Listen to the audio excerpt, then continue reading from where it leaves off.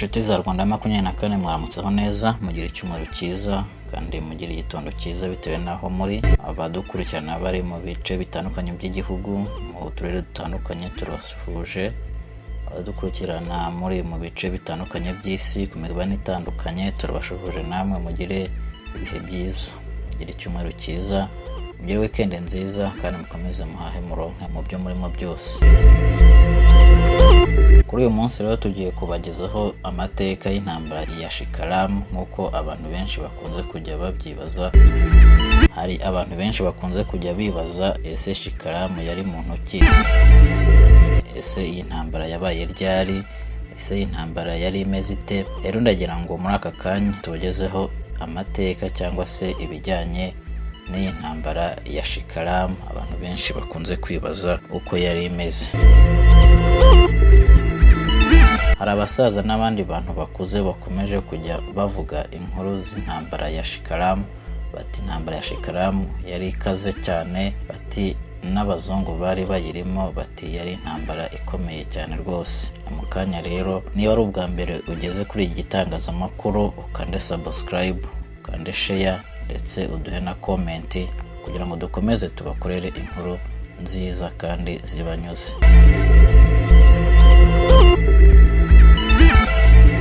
Amateka y'intambara abenshi bise intambara ya Shikaramu.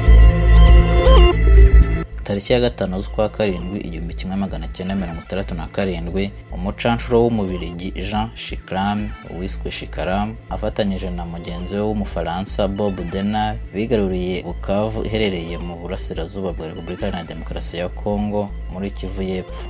Aba bombi bamaze kwigarurira umujyi wa Bukavu, Colonel Shikaramu yahise atangaza ko abaye perezida wa Repubulika Iharanira Demokarasi ya Kongo. Ibi byarakaje bikomeye Bwana Joseph Mobutu wari perezida wa Kongo, aho byahise bitangira intambara yeruye hagati y'aba bagabo bombi.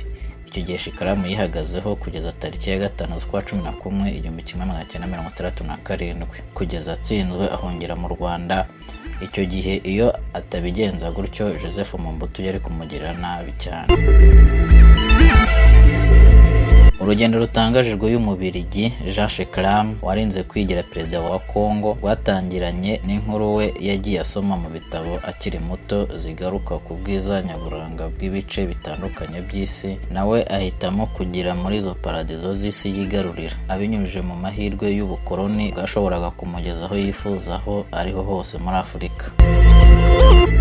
Mu 1967, Shikaramu na Bob Denard bagize uruhare muri coup d'etat ya Moise Tshombe ngo bahirike Marshal Mobutu. Ntibyabahiriye, ahubwo byabahindukiye bibi cyane kuko abaturage mu mujyi wa Kinshasa banze kubemera, bakomera kuri perezida wabo Joseph Mobutu Sese Seko.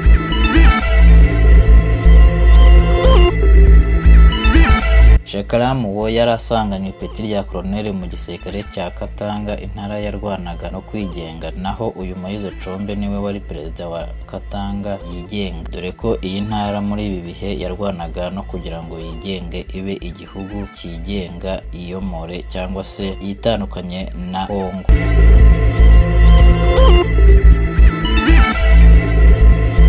Ibya coup d'etat bibananiye, Colonel Shikaramu yasubiye inyuma ahungira muri Stanleyville ariho Kisangani y'ubu, naho arahava yerekeza Bukavu. Ahageze yahise yerekeza ku mupaka wa Kongo ihaniraho imbibi n'u Rwanda ari tariki ya 10 z'ukwa 8 1967. Aka gace k'umupaka ko yahise akigarurira bitamugoye cyane. Igisirikare cya Shikaramu cyari kigizwe n'ingabo nke cyane zigizwe n'abacanshuro b'abazungu 123 ndetse n'abanyekongo bo mu ntara ya Katanga 600. Abo nibo baje guhangana n'ingabo za leta ya Joseph Mobutu kuva tariki ya 29 z'ukwa 10 kugeza tariki ya 5 z'ukwa 11 1967.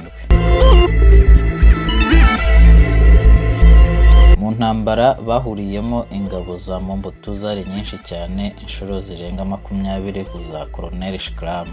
Abarwanyi ba Shikaramu bararushijwe cyane, baricwa ndetse abandi barafatwa barafungwa. Izindi ngabo zisigaye na Shikaramu ubwe bahise bahungira mu Rwanda, bamburwa intwaro. Kuva icyo gihe nta n'umwe wasubiye muri Kongo kuva ubwo buri wese yoherejwe iwabo. Intambara ya Shekaramu irangira ityo.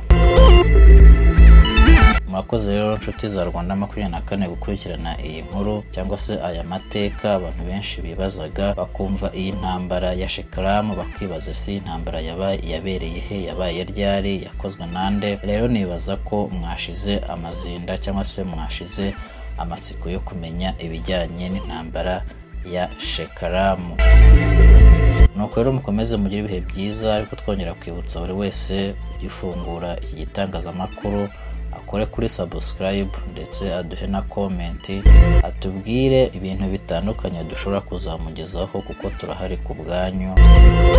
Mukomeze mugire ibihe byiza, mukomeze mugire icyumweru cyiza. Mwari kumwe nanjye Mombasa. Bye bye.